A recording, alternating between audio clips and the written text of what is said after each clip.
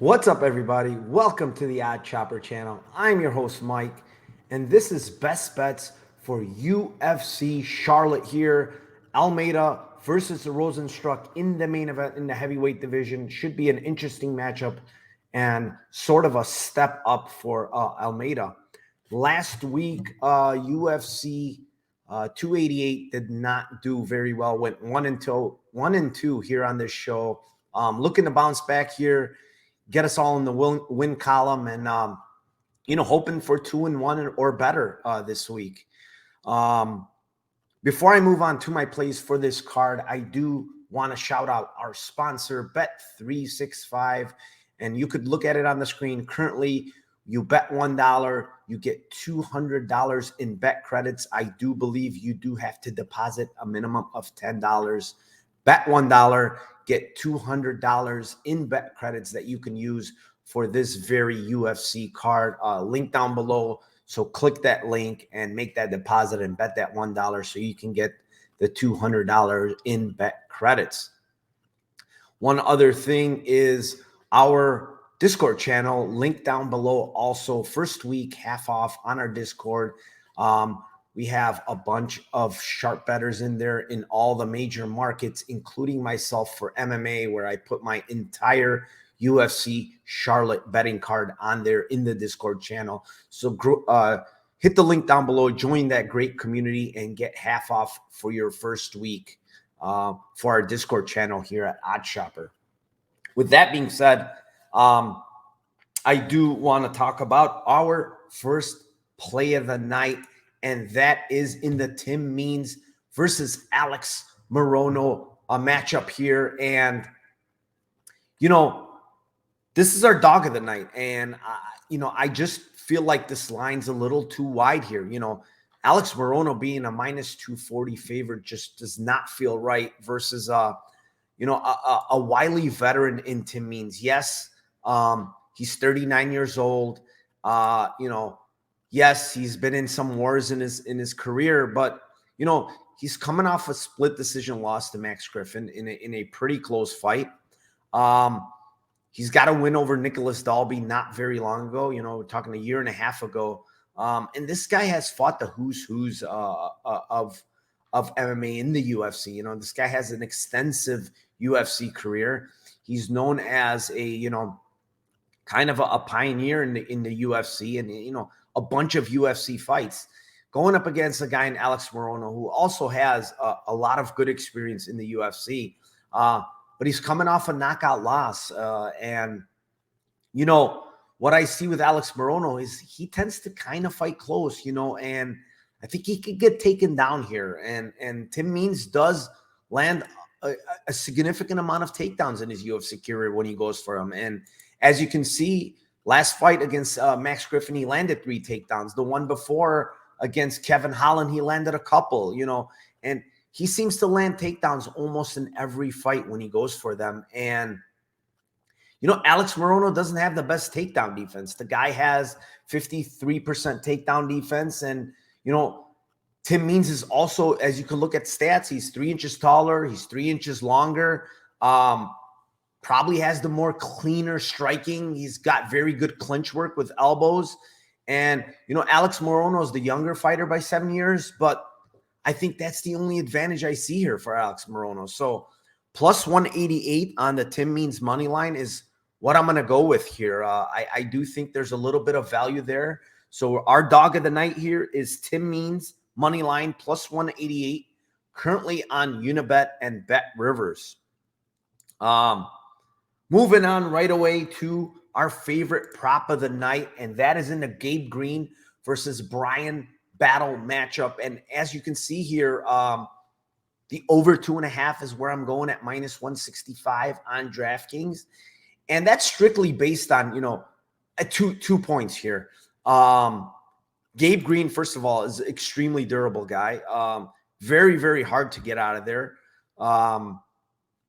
Just a tough guy and good all-around fighter, like good on the ground, very good on the feet. There was a bunch of volume. Just a guy that's going to be hard to finish. Brian Battle on the other side, 10 fights in his career.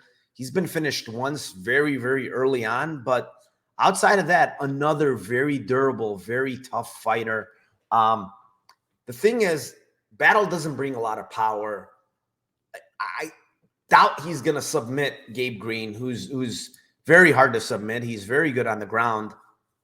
I just feel like both fighters are durable. I don't think both guys are big finishers. So we're getting a fight here where minus 165 just feels a little off here at the over 2.5. I think this fight goes to decision at a pretty decent clip. I think the guy with more finishing ability here is Gabe Green, and that's possibly on the feet. But again, Brian Battle hasn't shown us that, you know, he can get knocked out easily. You know, the guy is very, very durable. The one thing I will say is he looked horrible on the scales today. He missed weight by 2 pounds. He looked like a skeleton on the scale. Now, you know, he could rehydrate and get better here. But again, I'm targeting this over here. I don't think both guys have big finishing ability, and I think both guys are extremely durable. So give me the over 2.5 at my favorite prop at minus 165 here. Yeah, that's what I'm going to go with as our favorite prop. There wasn't much standing out as far as big props that I like. You know, so I'm going to stick with that at the over 2.5 minus 165 currently to be had on DK. Before I give you my favorite play of the night, I do also want to shout out the oddshopper.com, oddshopper.com in general. Link down below. First week, 7 day free trial here with the link down below. Click that link. And with oddshopper.com, basically, it lets you do the work. It actually does the work for you, right? It finds the best lines in the major books, and you could just go there and find where the best lines available, and other stuff like ROI. You could just go through the site and get all these great, you know, ROI bets that you can find on all major markets and all major books. So yeah, link down below. 7-day free trial. It's a very, very good site. Just going through it and see what you can find there. With that being said, we will move on to my favorite play of the night, and that is in the Johnny Walker versus Anthony Smith fight there and the co-main event. And I like Johnny Walker here, money line. It's minus 110. It's evens. I think this fight here, you know, Johnny Walker being the younger fighter, the longer fighter, the fighter that kind of is coming into his own, in my opinion. You know, when you watch his fight against Paul Craig, he took his time. He didn't rush anything. When Paul Craig went for a clinch trying to get the takedown, he ate some big shots, eventual hammer fist, and stopped him there. Cutelaba fight, again, took his time a little. You know, Cutelaba tried to take him down. He reversed him eventually, got the rear naked choke. You know, I think the guy's come a long way from his early days in the UFC, where he was just a big knockout guy. You know, he threw big explosive movements. But now as his fight is progressing, his career is progressing, this guy's taking his time in the ring more. He's looking for the shots. You know, he's using his reach. He's using his height. And he comes into this matchup against Anthony Smith, who's a 53 fight veteran in his pro career. And he's got a ton of experience in the UFC. But I do believe this guy is kind of slowing down. He's kind of at the tail end of his career. I understand that he has 3 straight wins prior to the Ankalaev stoppage, where I believe he fractured his ankle. So he's been out for almost a year.